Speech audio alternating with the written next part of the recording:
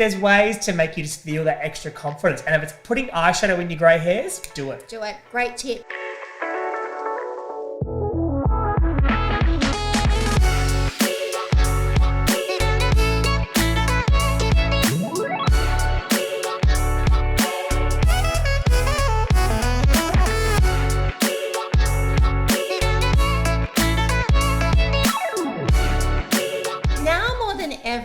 People want to know how you can be visible in a virtual world, and I thought, why not bring in the experts? And Michael Brown, celebrity makeup artist, oh my gosh, he set my world on fire, not only for what you do for me but for other people around the world.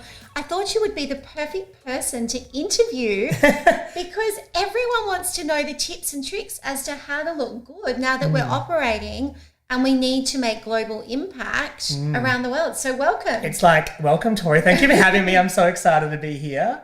I think it's gone from, the selfies to the Zooms. We're all selfie obsessed and now we're Zoom obsessed. So it's very similar, actually. So I'm looking forward to talking through it all with you. Fantastic, because now more than ever, what actually happens is people are saying, what lighting? I've got 5 minutes to get ready before a Zoom call or a team meeting. How do I do it? So today's going to be about really giving people those tips, but I'd like to take it right back to the start and where we met each other backstage, both working for Lancome many years ago. Yes. I think it was 2006. Backstage at the Myer Fashion Show. I think it might have been Jen Hawkins' first show for Myer, actually. It was quite a big, fanfare. And I was the national makeup artist at Lancome and we worked together on the show and, it was obviously amazing. And since then, it's been, 15 years or something I've known you now. So, yeah, we've done lots of things together, from shoots to different celebrities, Drew Barrymore's launch and Jennifer Hawkins, obviously, through Myer, Miranda Kerr back in the day, and also that fabulous Neiman Marcus launch into Australia, the big fashion show you did, we worked together on. So it's been great, hasn't it? It's been good. So the first person that I called when I started Powerful Steps, because I thought to myself, if I'm going to make an impact, I need to have the right photograph, which is the right photography for all of my social media channels, but most importantly for my business channels and communication. And also I need to have the right story to tell. So I called Michael and I said, come on. You did, I remember. Talk to me. How do I look like me in my power so that I can attract what I truly deserve and what I want to create in this business? So talk me through the impact when not only you work with me, but for other people in the Powerful Steps community. Yeah. How do they build their confidence? Because it's terrifying. It can be. Yes, it is. I mean, look, there's so many makeup artists out there. So many have amazing areas of their work that they kind of specialize in. I've kind of done it all, which is great. But I actually started on the cosmetic retail floor, working in Myer, David Jones, pharmacies. Back then there wasn't any Mecca or Sephora. I'm a bit old. But, working on the retail floor, dealing with general people from 15 up to, I think 85 was my oldest client in my makeup chair in like a department store. They've all got real concerns, puffy eyes, bad skin, pigmentation, the list goes on. So I started my career that way, not just in photo shoots and celebrity. And I'm really grateful for that in my work now that I do more media stuff, because I can really help people with their tips and also confidence levels. Let's talk about working in a virtual world, because the first thing that comes up on a Teams meeting, a Zoom meeting, is an image. And you want that image to portray you in the best possible light, right? So that's number one step. The second step is this. I have sat on so many Zooms around the world and people have messy kitchens in the background. They have laundry stacked up. And I understand that sometimes it's real life, spaces. We get it, but still. But it's a reflection of your personal brand. Yeah. Now, let's talk about setup, because setup is so important. Lighting, hair, makeup, the tools. What is your advice for people zooming around the world at home? We don't expect everyone to have these amazing setups. I'm lucky that being a makeup artist, I travel with lighting. So I have the lighting ready to go. But even if you don't have lighting, you can't be backlit. So don't think, I've got a beautiful view from my bathroom. Not bathroom. That'd be weird. It could be a bathroom. It could be weird doing a Zoom in a bathroom. I meant bedroom window. And they have this beautiful window, but backlit. So then you have no light on the face. It doesn't give anything. It gives no personality. Like, some people don't want to be always lit up on all day on Zoom. But to see their face and their facial expressions helps with that meeting, because face-to-face is kind of, really redundant at the moment. So I kind of miss that interaction and feeling someone's emotion and feeling. So having your face lit up, don't have a window behind you, have the window in front of you. Think about the same space as well. I now do my Zooms in the exact same spot. I think if you're moving around the house, one day it's the kitchen because you happen to be in the kitchen, you log on, the lounge room, then a bedroom. Probably don't have the right setup. So for me, have the right setup so the sound's going to be okay in that certain room. And that goes into another topic, which I think is the angle of the camera. Oh, It is just amazing to me that people are so into selfies. And selfies was obviously a little while ago. A lot of people have been going like this for their Zoom calls or their team meetings. Because we know on selfies to always have the phone higher. You would never do a selfie here or down here because that's not a good angle. We all know now to do that, pop the shoulder, have some light on our face. But why are Zooms, the laptop or the computer or the phone, is on, say, a bench. Maybe the bench is too low, so you need to get books or something to lift it up. The camera should always be just above you, like in a selfie. So that's a good analogy there. If you've mastered the selfie, you should be able to master the Zoom with your camera angle. I know everyone's struggling a bit at the moment with nails, hair growth, things like that, haircuts even. For the males, my friend reckons he's doing Zoom, and each time he does a Zoom, his hair gets wider and wider and wider during lockdown. You know what I mean? So you just kind of have to think about little things you can do to hide it, whether paint over the top, don't have your hands in shot. For your hair, maybe gel it back, slick it, so we still feel like we're looking sleek and good. For greys, I actually get a bit of grey in my beard naturally, and because I do morning television a lot on Channel 9, I actually do dye it in those areas just permanently because I just like looking a bit more contoured and shapely there. The grey makes me look washed out and no jawline. But for hair, and people that don't dye their hair normally, a quick tip is just matte eyeshadow.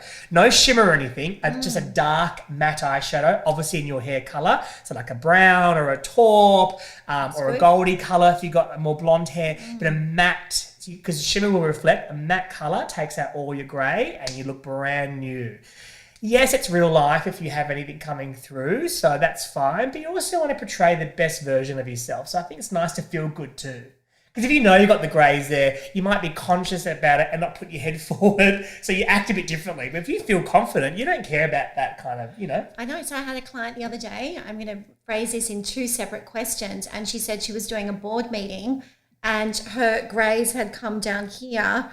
And one of the men on the Zoom call said, "What are you doing about your greys?" And she's like, "I'm in lockdown. I can't do anything." He brought it up. He brought it up. Now, the thing is acceptance that we're all in this together. And if we're going to have a few greys or whatever, I literally would be a granny if I didn't have this throughout my hair. But I've taught you that not only from lockdown, but I've taught you that over the years. And over the years, like I said, I've worked with some amazing people, from fashion, media types like TV presenters to celebrities. We all have a bit of a grey here and there. And the amount of times I've grabbed a matte eyeshadow, sometimes haven't even told them not to bring it up. I just do it because I see it while I'm doing their hair. I've even done bald men for presenting in front of lights and cameras, powder their whole head. I don't really say anything. I just do it because I want to make it a big deal. But there's ways to make you just feel that extra confidence. And if it's putting eyeshadow in your grey hairs, do it. Do it. Great tip. Second thing that people say, and I know that I've experienced this as well, perimenopause, you do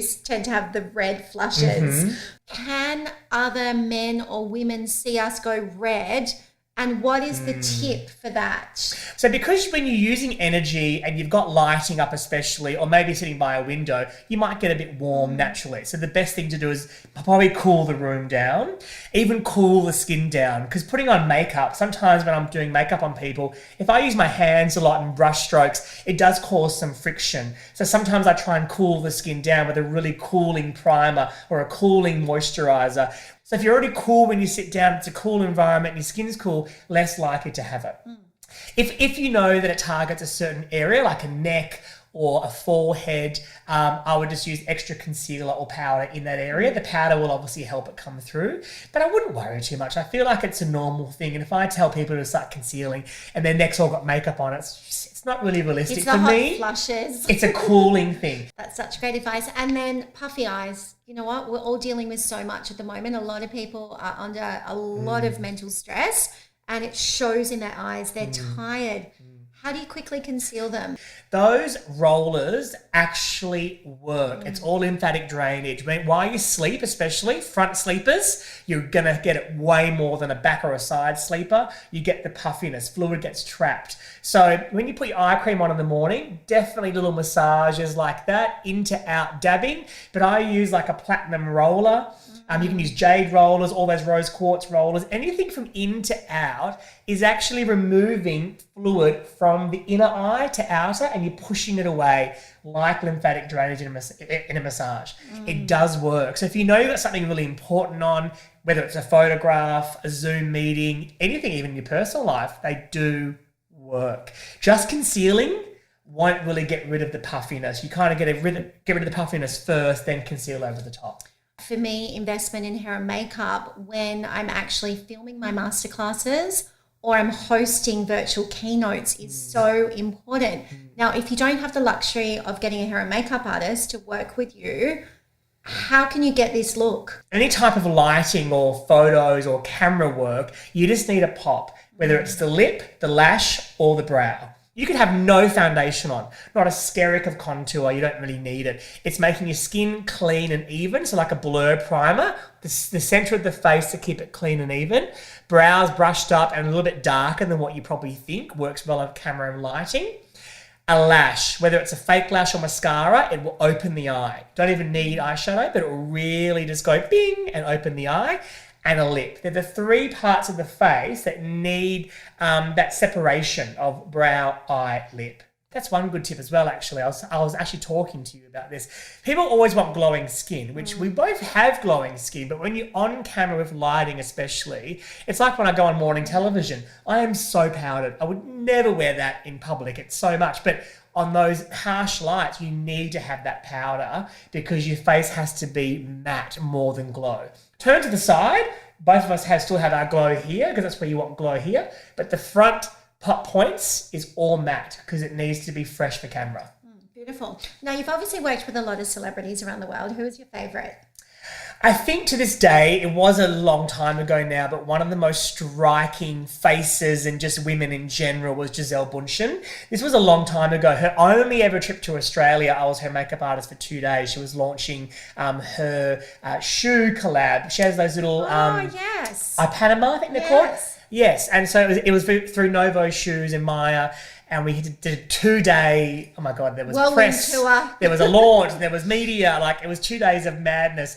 But like I've done some beautiful faces. I mean, look at Miranda Kerr's face, like how beautiful. But she's just so striking and tall and, you know, she had that, like, I don't know, it's hard to describe, but very statuesque, you know. And to me, when you look at her face compared to others, sometimes they're not that typical beauty or that girl next door beauty, but the facial features and angles, when you put makeup on it, it's like, wow, you are amazing. So that was a long time ago, but I still think about her look, and she actually gave me tips. Oh, good. So we both worked with Miranda Kerr on numerous occasions, and she's now got her beauty brand, Kora. I love the products. Yes, you know I love her highlighter. It's the only highlighter I use. It's so good. I would love you to share with everyone, because especially when I get puffy eyes, her eye roller is amazing. The oil. Yes. So she has the face oil. The Noni face oil is quite famous, and Noni is one of her ingredients that she uses in nearly all her products. And the face oil is one that I love as well, just on the cheekbone, under foundation, just 2 drops, because it gives you a glow rather than being that makeup highlight that can look really artificial, especially on these kind of camera things. It's glowing. Then she has an eye one, a mini one, but it's got a rose quartz roller built in. And like I said about these rolling kind of devices and tools that are so popular right now, they do work. This one's obviously smaller, but you can really roll the oil onto the orbital bone, into out, and it just kind of depuffs, because the rose quartz is also cooling, which is great in the morning to depuff. The oil is great too because when you're wearing a lot of makeup, and I've done people doing TV makeup's very heavy. It can come across like it's not that much on television because there's so much lighting, but it's a lot more makeup than, say, just going to an event in daylight. And so you don't want the concealer and powder to be bunched up there. So using an oil under the eye, not right up, but just on the orbital bone especially, then dab it in, really guarantees your makeup sitting beautifully and not caked up. Because we all smile and have expression. But that product's probably one of my favourites that I use personally. And, you know, I use it on you and all the clients I work with as a makeup base before concealing and whatnot. Favourite product in the world? In the world? My God, like you mean like a brand or like a product in general? Just your go-to product that you absolutely can't live without. I think mascara for me. If the whole face was totally bare, I think lashes, especially because they give that feminine touch to a woman's face, they lift and open the eye shape, and they also contrast with your eye colour because it's obviously darker than your lashes, hopefully being a black. Your eye colour standing out, your eyes are more open, you just look fresh and a pick-me-up. So I would say mascara, hard to say a favourite brand. At the moment I'm using Marc Jacobs Beauty because I love the fullness of it. But I'd say mascara is my number one product. What have you loved the most about being a part of the Powerful Steps community? I think it's, you know, in my line of work, you sometimes do become a little bit robotic, like you have your set system, how you do a face. You know, I normally start with brows, then go with skin, and then eyes, and then finish with lips. You know, have that process. And when you're doing shoot after shoot after shoot, fashion week after fashion week, celebrity after celebrity, these people are so used to getting glam. And so many of my regular clients, like Jacinta Franklin, for example, I've worked with her for 8 years. I don't even have to say anything anymore. I put up a product, she knows, moves her face in that position. She knows exactly what I'm going to do because it's that, you know, that regular. But when you have someone that's new to it, to the makeup kind of scene or industry, new to photography, new to being in a studio, and kind of seeing them a little bit timid, and then as you go and the more you go and the more you collaborate, the more you chat and the more she sees, your clients and these lovely women that I've met have that moment, and that's what makes me happy. And it kind of made me fall in love with makeup again because you do get into that rut of just like, so beautiful. Yeah, makeup artistry. Yeah. But now you see, I've actually, they've really enhanced her skin, or she's saying to me that her eyes have never looked so lifted, or her brows have never looked so good. And I'm like, oh, that was me. So, Michael, when we do the Empowering You photo shoots, everyone always says to me, Tory, why do we have to spend an hour and a half in the makeup chair? This is a very different level of makeup and glam, but I know for a fact that Kim Kardashian's makeup artist takes 3 hours to get her ready, just makeup. And that's when, because I actually interviewed him when he came to Australia a few years ago, nice. And he said, when you've got every camera on the global stage on you, you have to look perfect. It's the same with these shoots. You only have one camera, don't worry. But you've got one camera, lighting, and if I don't prime and, you know, balance the skin out first, it's way more touch-ups later on. So what I like to do is spend at least 10, 15 minutes on the skincare, the bases, the priming, and then put makeup on. And then once you do makeup, it's the detail of the eye makeup. It's powdering in certain areas so nothing smudges or moves, because then it saves us all time for touch-ups. So I spend an hour and a half to get everything absolutely photo ready, and then it's less time of me coming in, breaking that momentum. So it works well for everyone in the long run. Oh, that's so good. Yeah. And, you know, the Powerful Steps community is something that I'm so proud of because everyone's leaning into each other. But most importantly, once a month, we do these shoots together. Yeah, so you can go to powerfulsteps.com for that information. Most importantly, Michael, thank you. Thank you for having me. Oh, you're always such a shining light, and your tips and tricks are just fantastic. And I truly hope that you all feel that now you have the power to go out there and do this for yourself. You can look good from You've got to home. keep it realistic and relatable. And we hope that both of us have given you that today. And just trial and error. You know, no one's expecting you to have this amazing setup or amazing facial kind of, rejuvenation straight away. Start slow, work up with some of our tips, trial and error, take photos of your screen and take photos of your skin before you go on camera. And you'll see, it's a bit shiny. I probably need to map that bit out. No hot spots, things like that. Trial and error and you'll kill it. Thank you for taking a powerful step with us today. Pleasure. Thank you. You're welcome.